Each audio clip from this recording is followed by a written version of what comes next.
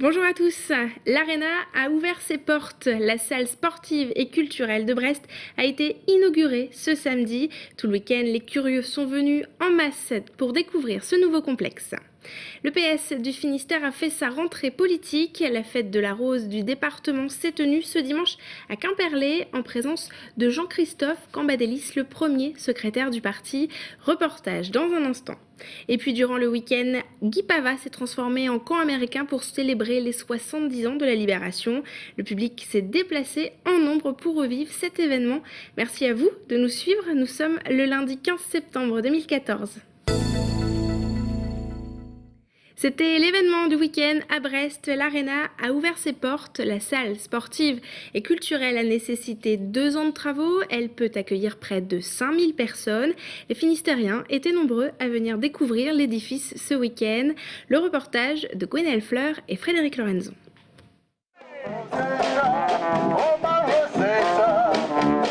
Inauguration en fanfare le week-end dernier pour la Brest Arena, mais que se cache-t-il donc derrière cette coque de fer et de verre? C'est ce que sont venus découvrir quelques 23 000 Brestois lors des portes ouvertes. Après 2 ans de travaux, la grande salle d'événements sportifs et culturels de l'agglomération brestoise a dévoilé ses atours aux visiteurs curieux et visiblement ravis. Pour ce qui est du bâtiment, quand je l'ai vu la première fois, j'ai pensé à une carène de bateau. Enfin, en tous les cas, encore une architecture qui symbolise bien le pays de Brest. D'accord. À l'image de l'aéroport et de Sanopolis. C'est un très beau complexe sportif. Je l'ai visité. Je trouve que c'est bien. Ça permettra d'accueillir des grands événements sportifs tels que le basket et d'autres sports. C'est très bien. C'est très grand. Il y a beaucoup de choses. Et il y a beaucoup de monde aussi. Le public a pu déambuler dans les allées, s'installer dans les gradins pour assister à des démonstrations de basket acrobatique. Et le parrain de l'inauguration, le handballeur Jackson Richardson, a aussi apprécié la visite. Déjà, c'est impressionnant. Je pense que là, en plus, elles sont en habillage au niveau du parquet. Mais je pense qu'avec avec les équipes, avec le public, au contraire, ça va être une opportunité justement de se transcender et de donner la possibilité au public de vivre le spectacle. Et pour le spectacle, rendez-vous le samedi 27 septembre. L'Arena accueille son premier événement sportif, le match des joueuses du Brest-Bretagne Handball. Politique à présent, avec la fête de la rose du Finistère. Militants et élus étaient réunis à Quimperlé ce dimanche. Le premier secrétaire du parti, Jean-Christophe Cambadélis, est venu resserrer les rangs alors que le contexte politique à gauche est difficile en ce moment. Frédéric Lorenzo était sur place. Ce n'était pas vraiment la foule des grands jours dans la prairie Saint-Nicolas ce dimanche à Quimperlé. La traditionnelle fête de la rose, lancée il y a 40 ans, a rassemblé 300 à 400 militants socialistes et quelques élus autour du premier secrétaire du parti, Jean-Christophe Cambadélis, venu spécialement de Paris pour l'occasion. Chers camarades et chers amis, le moment que nous traversons est difficile. Mais des moments difficiles, le Parti socialiste, la gauche en a connu. Et malgré les applaudissements, l'heure est grave, la rentrée est la pire pour le parti depuis des années. Il est clair que nous aurions préféré une autre rentrée, mais on ne choisit pas le moment où on se refonde. Il faut le faire, même si nous sommes au pouvoir. Il faut montrer que les socialistes ne sont pas simplement sous la pression des événements, qu'ils pensent l'avenir. Et cela passe par des états généraux du parti qui se sont ouverts au congrès de La Rochelle il y a quelques jours. Mais avec la démission du gouvernement, la vie privée du président et la valse des ministres, pas facile pour les élus locaux de répondre aux militants. Les militants sont tristes parfois. Ils sont en questionnement, désabusés aussi. Et je crois que l'initiative lancée par Jean-Christophe Cambadélis d'états généraux, de permettre à chacun d'entre eux, à chacun d'entre nous de pouvoir nous exprimer est une bonne manière de faire. Reste à adopter des positions claires pour remotiver les militants.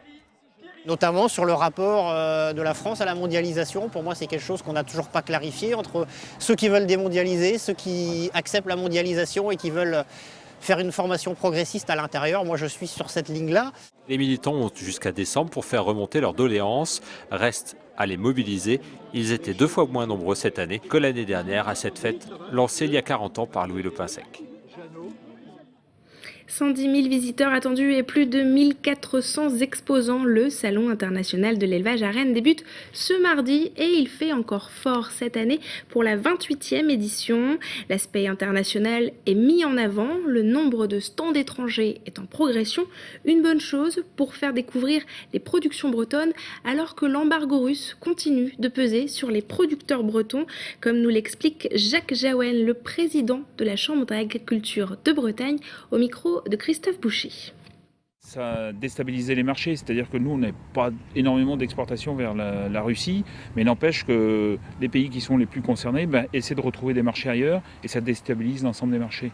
Et également, en plus, ce que moi je trouve choquant, notre distribution remet la pression sur nos transformateurs. C'est vraiment la solidarité qu'il faut jouer au lieu de jouer les uns contre les autres. Donc ça, c'est choquant. Et je vois, moi, au SPACE, c'est que les gens qui viennent ici, les étrangers qui viennent ici, ils reconnaissent le savoir-faire breton, français, mais pavillon français se vend bien, pavillon breton se vend encore mieux. Il y a une augmentation de la consommation mondiale, il y a des demandes de pays qui sont plus émergents, qui ont émergé, avec une demande aussi sur des produits à forte valeur ajoutée, ce qui est intéressant pour nous. Et Jacques Jaouen revient plus en détail sur le SPACE dans l'émission Eco & Co ce mardi à 19h. Et juste avant, à 17h45, vous pourrez suivre le journal du SPACE. Un rendez-vous à retrouver tous les jours de cette semaine. Ambiance Seconde Guerre mondiale à Guipava ce week-end. La ville commémorait la libération de Brest il y a 70 ans. Un camp américain a été reconstitué sur le site du Verger, à l'endroit même où il se trouvait à l'époque. Frédéric Lorenzon a saisi l'ambiance de ce week-end. On fait un saut de précision, donc nous sommes partis à 1500 mètres. Donc nous avons décollé de l'aérodrome de Guipava. D'abord on doit un hommage à ces vétérans. C'est eux qui nous ont libérés. Et c'est un saut de commémoration. On fait ce saut pour eux. C'est pas pour nous, c'est pas pour eux. C'est vrai que c'est un plaisir de sauter, mais sauter pour les vétérans, c'est leur rendre un grand hommage. Puisque ce qu'on fait aujourd'hui, si on peut faire toute cette fête là, c'est grâce à eux. Especially my brother and I thank the Brittany people for saving our father. Le Verger, c'était un hôpital en fait ici. Ça a été l'hôpital, oui. Les 3 fermes. Hein. Mais là, c'est marrant. Les 3 fermes, et puis nous on était au milieu, et c'était au milieu toujours que venaient les médecins, les grands médecins, qu'on les appelait les chirurgiens. Quoi, hein. Nous on lutte pas contre l'ennemi, on lutte pour la vie nous. Donc on travaille au sein de l'armée, on travaille dans les unités médicales afin de soigner les gars qui étaient au combat et soit de les renvoyer chez eux, soit de les renvoyer sur le front. À l'hôpital du Verger à Guipava c'est particulier parce qu'il était dans une ferme. Il y a des hôpitaux en Normandie qui étaient donc dans des champs comme on a ici. Nous le nôtre il fait 1600 mètres carrés et ce n'est qu'une base puisque en 44 il faisait 30 à 40 fois la taille du nôtre.